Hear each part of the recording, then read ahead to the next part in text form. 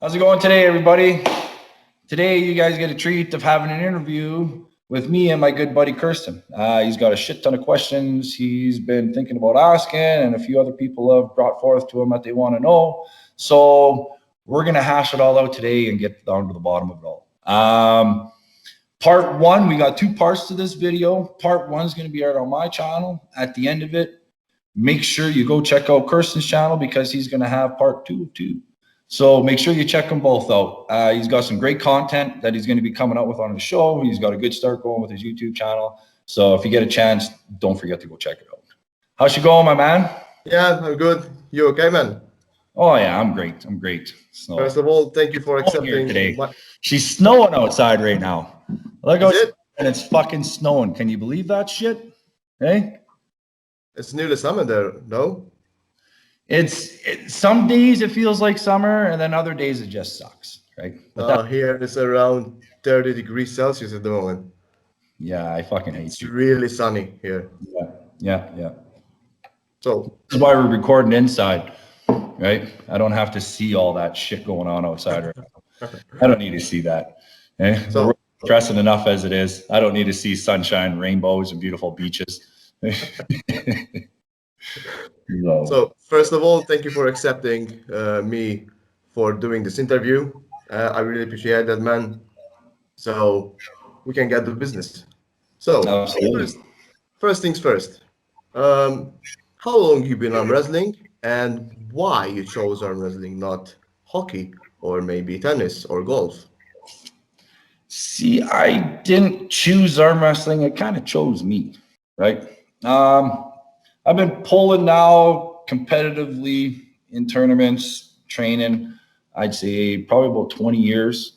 My first tournament I ever went to, 16 years old.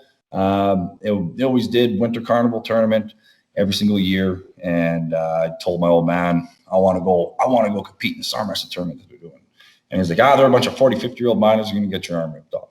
And my favorite movie at the time, growing up, for the previous couple of years was Over the Top, just like most armors. For some reason, I just loved the movie.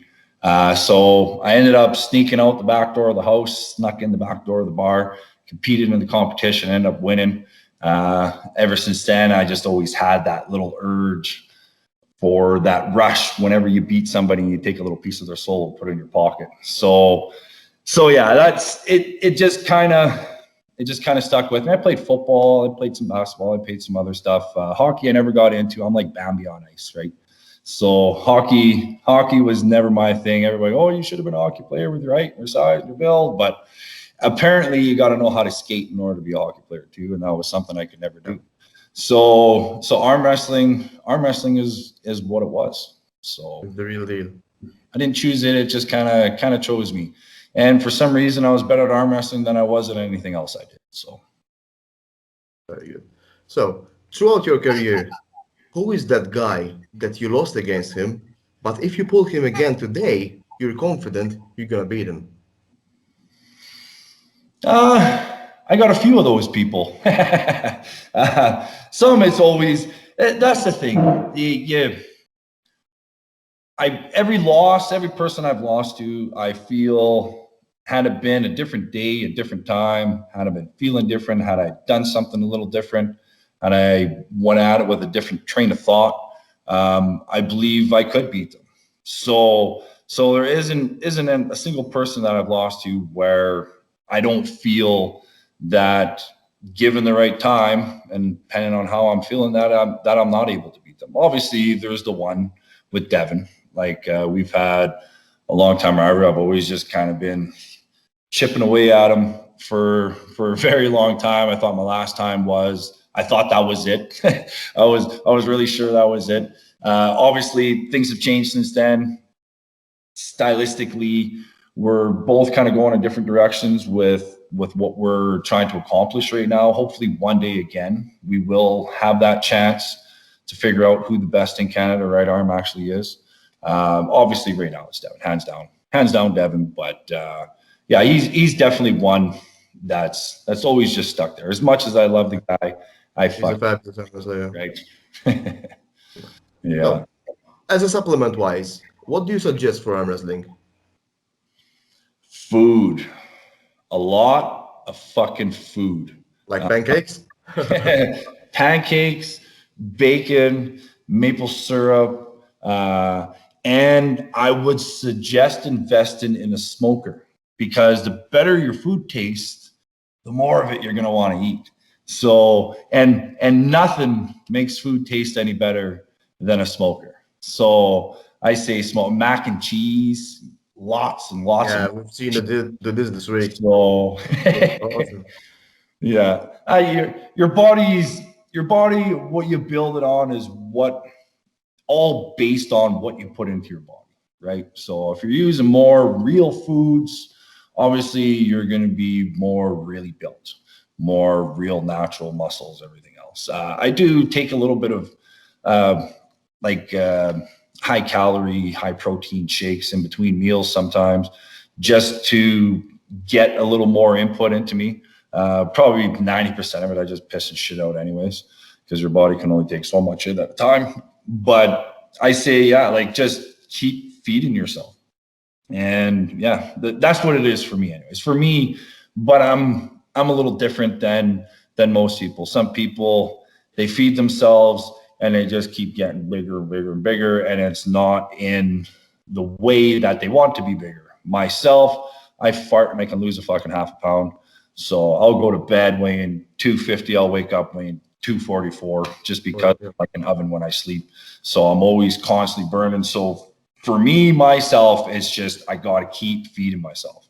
The more I'm feeding myself, the better I'm feeling, the more recovery I'm getting out of everything. So creatine's a good thing. Vitamin C, phenomenal. Really, really helps with the muscle recoveries. The joints, a lot of pain.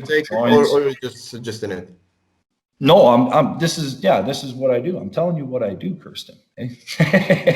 So, but, and omegas, a lot of omegas really help lube up them joints, because we all know how hard arm wrestling is on the joints. So it's, a lot of them omegas, and just lube everything up, make it all feel nice and slick and smooth. Yeah. Right? Apparently it's good for your skin too. So, okay? Yeah. So, do you prefer arm wrestle a guy with long forearms or shorter forearms?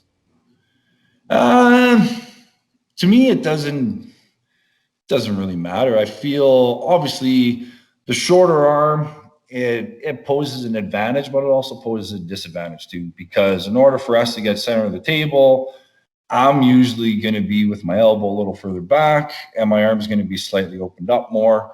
It's harder to get that height that you want.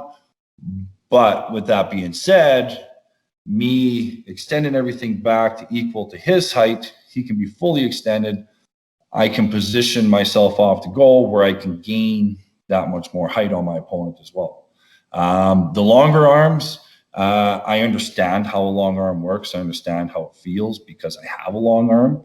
So I understand where a lot of weaknesses that can occur in the longer arm. Should I get them to set up a certain way or manipulate it in a way where they're not going to be as comfortable? So either or, but initially, just to get comfortable in the setup, a shorter arm is definitely a lot more harder to be comfortable in, because you're not able to start with that height. You're slightly exposed a lot more, and off the go, you got to work for that height to be able to get it. Just because he can't be here and me way the fuck up here on him, right? So I gotta take a little bit away from myself in order to make him feel somewhat comfortable, so we can have a fair start, right? Yeah. So, do you do different training for a competition or a super match, or you do the same training? No, it's different training.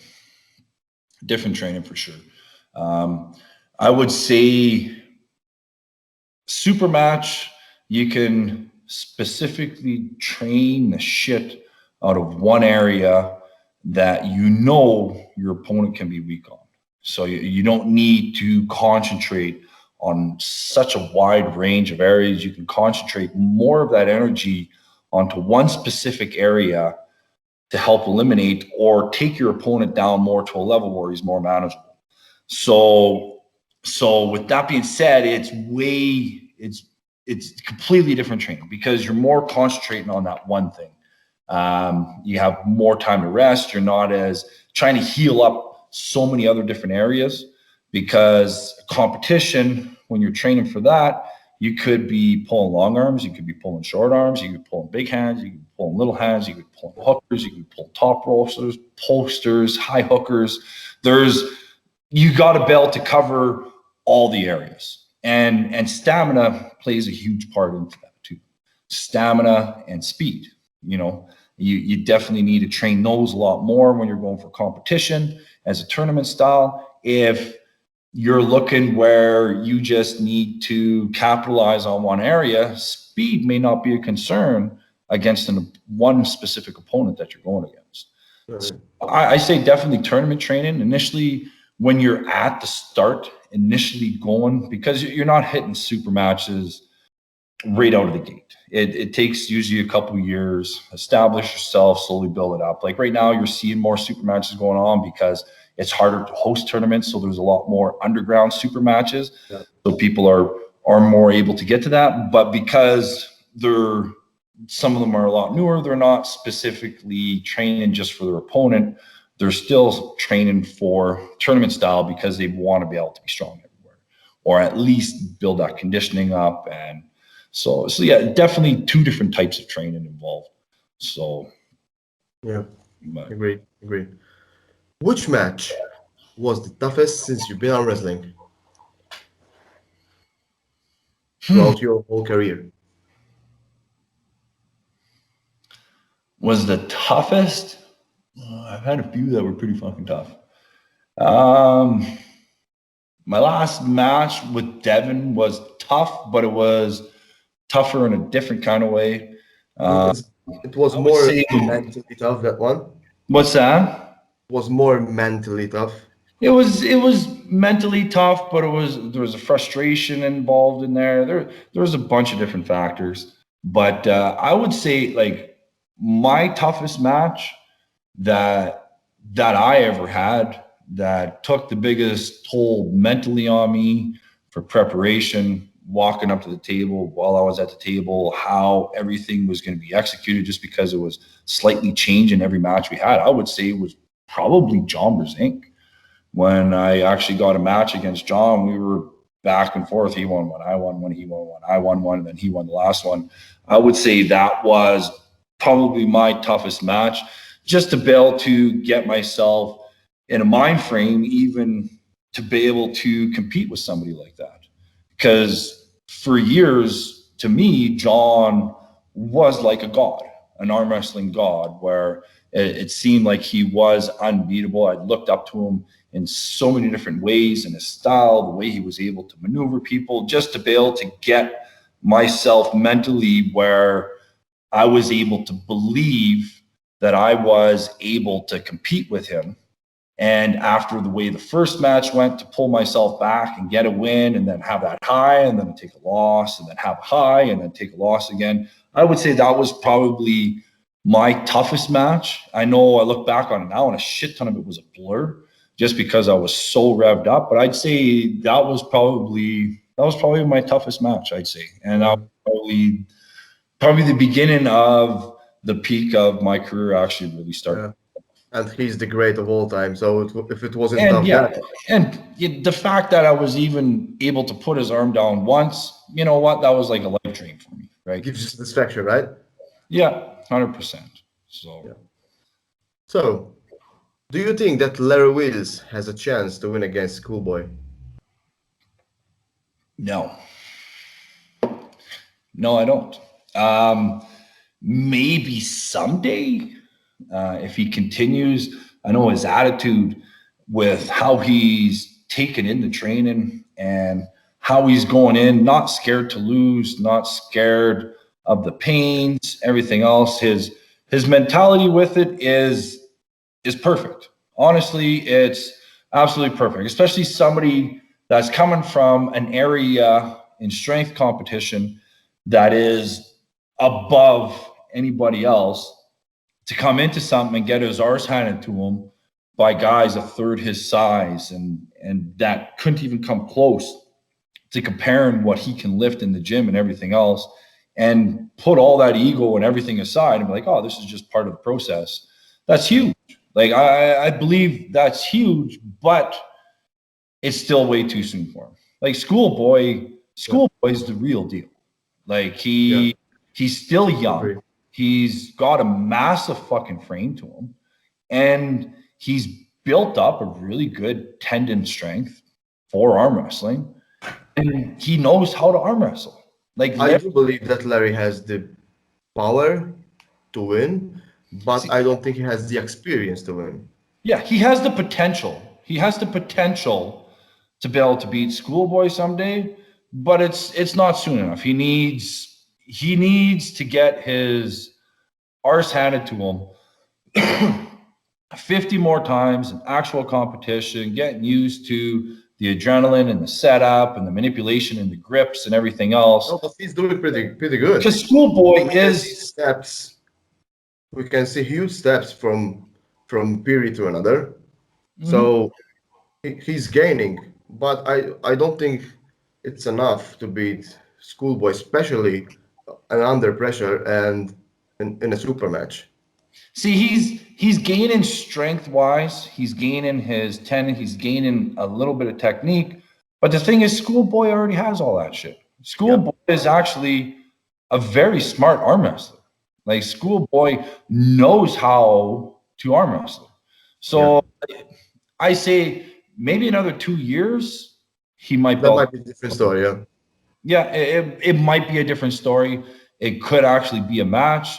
I think right now, I honestly believe if Schoolboy wants to play with them in any area on the table, whether it's a top roll or whether it's a hook or whether it's a prep, like if he wants to do anything with them, I believe that that's what he's going to do. So, and it's too bad. Like I think Larry's got tremendous fucking potential, but it's too soon, right? It's too fucking soon. You're not able to build that good of an arm wrestler, especially to a Schoolboy level, that quick. Like I don't see it. You know what I mean? So the big match: Michael Todd versus Devin Lorette. Michael Todd is in his prime at the moment, and we know Devin is training hard and gaining weight. I believe that this time Devin has a chance to win against Michael Todd because he has experience against him. What are your thoughts about this match? Do you think that maybe Devin has a chance to win this match? I 100% believe Devin has a chance to win this match. I also believe that this is probably going to be Devin's toughest challenge going forth with his right arm. Not only because he mentally has felt the loss to Michael before, but because Devin's coming back from a real shitty area healthy in his life. He had some blood clots, everything else going on in him. So he's coming back from still a really strong Devin, but he wasn't able to build from something that was already a great fortress. There was some holes in the walls he had to get repaired so he can actually make it look nice again. So there's a lot more work Devin has to put in, and Michael Todd hasn't, by the looks of it, he hasn't fucking stopped. It looks like he's consistently improving. He's consistently training. He's consistently getting stronger. But Devin's Devin. Like Devin's Devin. I believe if he went about it the same way he went about it the last time, thinking that he'll just power through him, he can break his arm if it comes to it or whatever, Devin's done for. But I don't think Devin is going in with that same mentality. I think Devin's going in with a lot more. Yeah, that kind of screwed him last time. Mentality, because there's only. Todd was the smartest guy at that moment. There's only so many ways you can beat Michael Todd.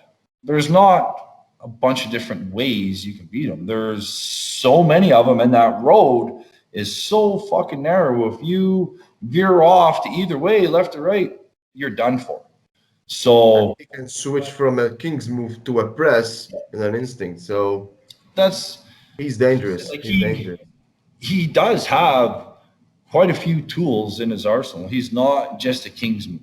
Like the king's move, not only is it the hardest position to pin, especially when you're going against somebody with the experience of it, like Michael Todd, and how much energy it takes from you. But if you get a little too crazy anywhere in there and you open up anything at all, Michael can turn around and jump on that fucking arm as quick as he's laying on that arm, right? So it's I think it's going to be Devin's toughest match, not only mentally, but physically, especially where he's coming from. But I felt him. I've talked to him about it, what his game plan is, what he's thinking, and I believe he could. I think if there's a Devin that's going to be able to beat Michael Todd, it's this Devin that's going to be coming to Dubai. Yeah. I think if we had the same Devin that showed up 2 years ago when he pulled Michael Todd, nay. But Devin's not the same Devin that he was then. So I think we're going to see a different Devin, a smarter Devin, and a bigger and stronger Devin, to be honest. So yeah, I think it's going to be great. I know I'm going to be watching the whole fucking time, screaming, yelling, not missing a fucking second of it. So I'm going to be here with 50 fucking people, tunes fucking cranked, arm wrestling, eating fucking food, and taking in the fucking show. So yeah. These two guys showed us that age really is just a number. Yeah. They know what they're doing. So, do you think that if Michael Todd loses to Devin, he might lose his great opportunities like pulling Levon, for example, and may even end his career? I don't think it'll end his career.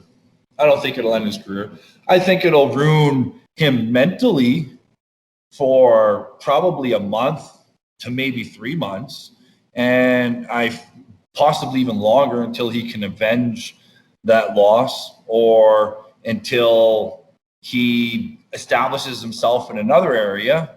And I feel really sorry for Rebecca if he does fucking lose, because her life will probably be living hell, because Michael will probably bitch, whine, and complain about it the whole time, because Michael doesn't like to lose. He's very can take a punch on the chin, put his head up, and okay, we're good. He takes it very, very, very personally. Very, very, very hard. If you've noticed, anytime he's been in a big match, when he has lost, he doesn't against John Brasink, against Jerry Catter, against Dimitri Rubin. Yeah, against Jerry Catter twice. You know what I mean? So so he doesn't lose very often. Yeah. Lately, I think he's forgotten how to lose and embrace it and learn from it and allow it to push you forward. I think that when he takes a loss, he comes this way before he's able to start building himself up again. Yeah. And that's just the way Michael is, right? Yeah. So, but it definitely won't be career ending. The only way it'll be career ending is if Devin actually breaks his arm. And even then, I don't think it would be career ending. Michael would find a way to probably come back. So, because this is what he does, right? Yeah. I do believe that Devin has a chance to win, like I already said, but I also believe that Michael Todd can win against Levon. And then I don't see Devin beating Levon. What are your thoughts about Michael and Levon? I agree. I agree there for sure with you. The only thing is Levon is big and is massive and is powerful. He's never been in this position before. Yes, but that motherfucker has finesse. For somebody that's that big and that strong, it looks like he knows what he's doing. You know what I mean? Yeah. Like Like if you look at a lot of the big, powerful, just brute strength arm wrestlers out there, they're not really that finesseful. Even Saplinkov, he was an ugly looking fucking arm wrestler. The way he arm wrestled, it was horrible. Like he was just right. Like there was a mass of power and that's it. Drive everything with it. He just powerhouse down. You look at Dave Chafee. Dave Chafee has a little more finesse, but he's not so much finesse. He's more straight to the pad. Look at Richard Lupke's fucking phenomenal fucking dude. Probably one of the most massive men, nicest guys, strongest fucking dudes I've ever met in my life. But that fucking dude's finesse was horrible. Like he would stand there like this and just literally just push people to the fucking like pad. Andre Puchkar. So fucking strong. And the thing is Levon, I believe, is that fucking strong, except the dude actually looks good when he does it, you know. And I believe he's massive. He's massive, huge hand, like everything is. There's nothing small about that fucking dude, right? That we can physically see, anyways. So, you know, like he actually can drive and he's staying tight, you know, like he's got good body position. I believe that he actually probably could beat Michael. Like he has the power to do it and he has the finesse to do it. The only thing that I question on is if the match stops for even 10 seconds, I think that is when it would go. He will drain. I believe that if Michael was to pull Levon, I think the first 1-2 rounds, Levon would probably take the first round fairly somewhat easy. That's his body round, he may take a little bit more of a struggle, like if Mike's able to slow him down a bit. But then that third round, that could be the TSN turning point right there, right? Where if Michael did stall him enough, I don't know what kind of stamina Levon would have, because I don't think I've ever seen him in a match much longer than 5 seconds. So because he's so massive, like when you got something that's that fucking big, when you get that blood into that massive fucking arm, as big as it is, it takes longer to fill up. Once it fills up, it takes so much longer to deflate, right? So somebody that's that big, when he gets that pump, it doesn't deplete as quick as it does on a less muscle massed man, right? So yeah, I agree. So, but that would definitely, that's the one everybody wants to see, right? Yeah. That's the one we all wanted to see, but maybe we got to see that before we die.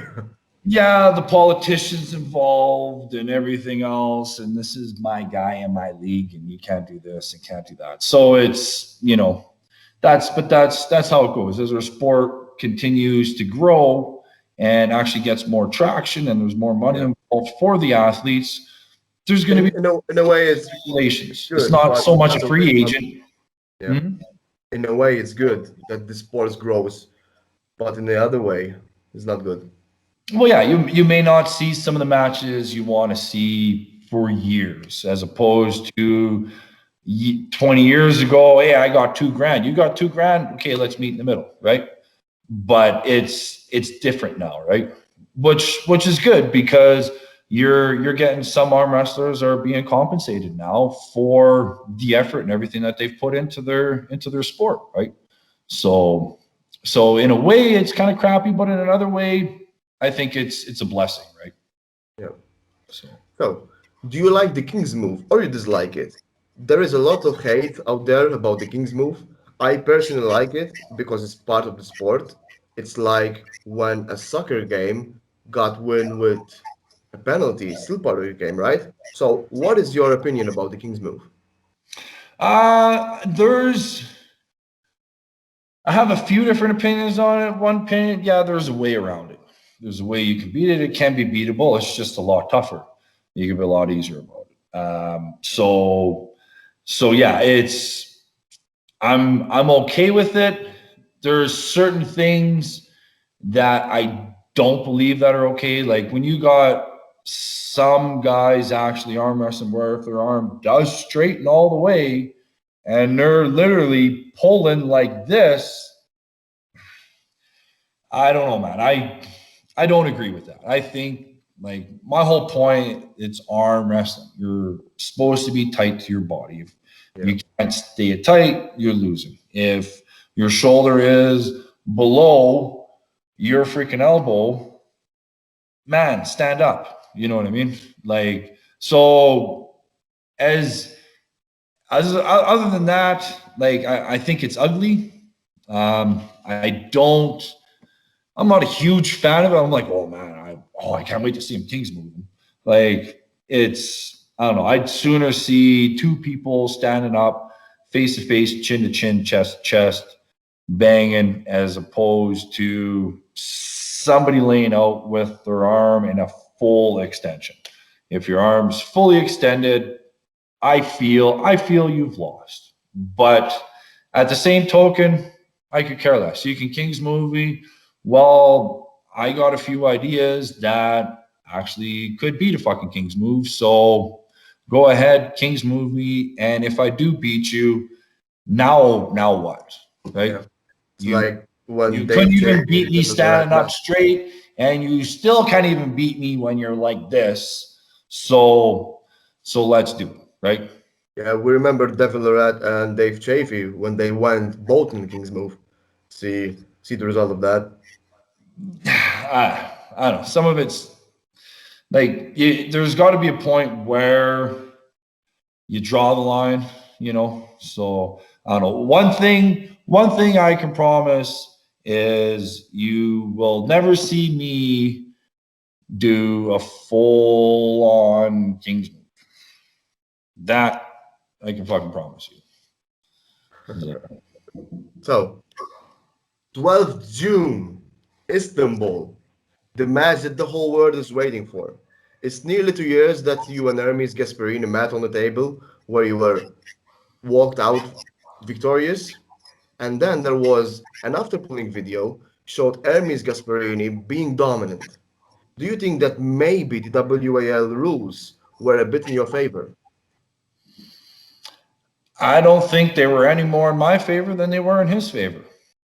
I think the only thing that